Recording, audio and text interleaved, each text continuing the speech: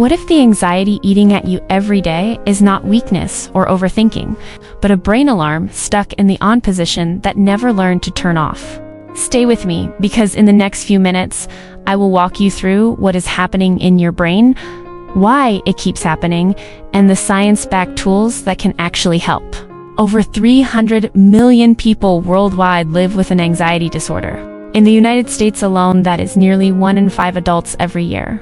After the COVID-19 pandemic, global anxiety rates jumped more than 25% in a single year. You are not alone. You are not rare. Anxiety is not just nerves before a job interview. Generalized anxiety means your nervous system is in near constant threat detection mode. You wake up tense. You replay old conversations.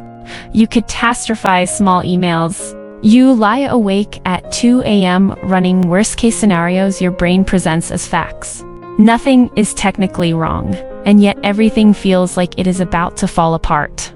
This starts with a tiny almond-shaped structure in your brain called the amygdala. Its job is to detect danger and trigger your fight or flight response. The problem is your amygdala cannot tell the difference between a tiger and an unanswered text from your boss.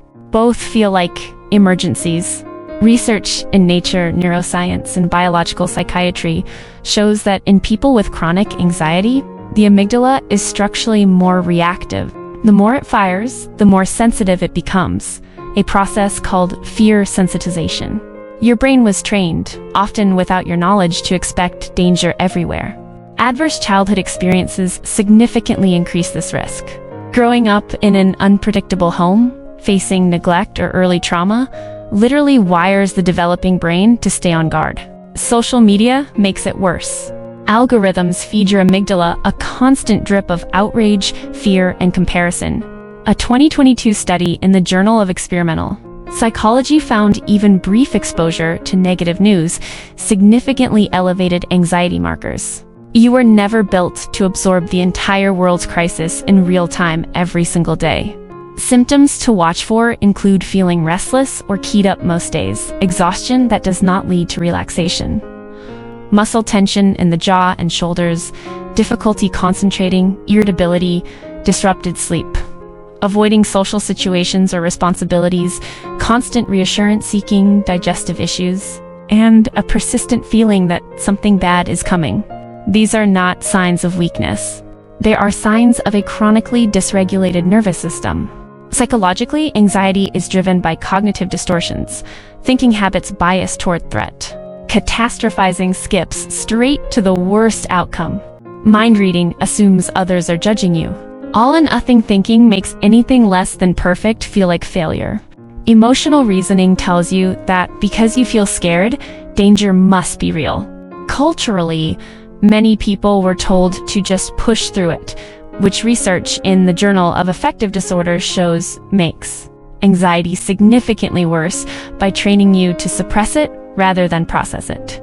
Left untreated, anxiety does not stay the same. It grows.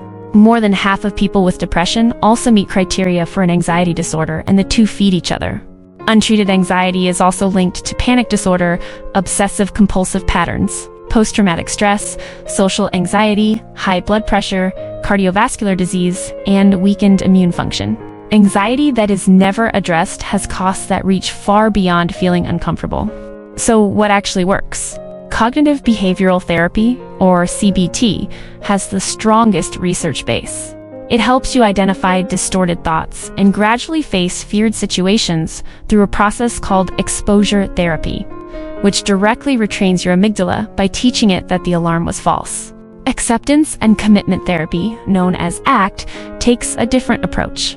Instead of fighting anxious thoughts, you learn to observe them from a distance, recognizing that a thought like something terrible is about to happen is just words your brain generated, not a fact. ACT then helps you move toward the life you want, even while anxiety is present, not waiting until it disappears. EMDR, or eye movement desensitization and reprocessing, was developed for trauma, but research in Frontiers in Psychology shows it is effective for anxiety rooted in difficult past experiences.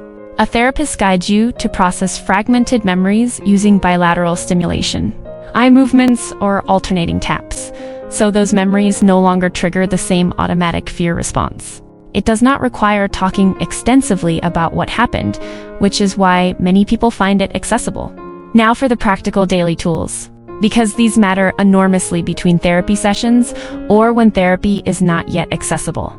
Walking 30 minutes outdoors 3 to 5 times a week has effects on anxiety comparable to medication for mild to moderate cases, according to a 2023 meta-analysis in the British Journal of Sports Medicine. Your body processes cortisol and adrenaline through movement, which is exactly what those chemicals were designed for. If 30 minutes feels like too much, 10 minutes still works. Start there. Slow breathing is your most powerful immediate tool. Breathe in for 4 counts, hold for 2, breathe out slowly for 6 to 8 counts. The long exhale activates the vagus nerve and signals your nervous system that the danger is over. 5 minutes of this lowers cortisol measurably within minutes. Visualization works because your brain cannot fully distinguish between a vividly imagined safe place and a real one. Close your eyes, slow your breath, picture somewhere that feels completely peaceful, and engage all your senses. 5 to 10 minutes of this actively retrains your stress response.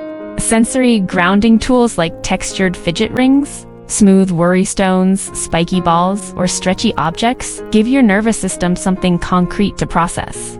Research in the American Journal of Occupational Therapy confirms that tactile stimulation reduces nervous system arousal. Keep something small and textured in your pocket for moments of overwhelm. The 5-4-3-2-1 technique anchors you in the present by naming 5 things you see. 4, you feel. 3, you hear. 2, you smell. And 1, you taste. Anxiety lives in the future and the past. This pulls you back to now. Scheduled worry time means setting aside 15 minutes each afternoon to write your worries down deliberately rather than fighting them all day. Research in behavior therapy shows that significantly reduces intrusive thoughts within 4 weeks. Progressive muscle relaxation, tensing and releasing each muscle group from feet to face, discharges stored physical tension that feeds the anxiety cycle and is especially effective before sleep. Cognitive journaling means writing an anxious thought, asking what evidence supports it and what contradicts it, then writing a more balanced version. It takes CBT out of a therapy office and into your daily life. Regarding medication, SSR is, like sertraline and escitalopram, are well researched for anxiety and work by increasing serotonin availability. They would typically take 2 to 4 weeks to begin working and reach full effect around 8 to 12 weeks. Side effects can include nausea, disrupted sleep, temporary increased anxiety early on, sexual side effects, and emotional blunting in some people. For many, the benefits make therapy more accessible and effective. These decisions belong with a qualified doctor. Benzodiazepines can help acute anxiety short-term, but carry dependence risks and are not recommended for daily long-term use. Access to care is genuinely hard for many people. Waitlists, costs, cultural stigma, and geographic barriers are real. If formal therapy is not available right now, self-guided CBT workbooks and validated online programs have clinical evidence behind them. Peer support communities reduce the isolation that amplifies anxiety. They are not the same as therapy, but they are real and they help. What does not work is constant reassurance seeking, which makes your brain more intolerant of uncertainty over time. Avoidance teaches your nervous system the threat was real and makes your world smaller. Numbing with substances provides short-term relief with long-term costs. The frustration you feel about struggling with this makes complete sense. You did not ask for it.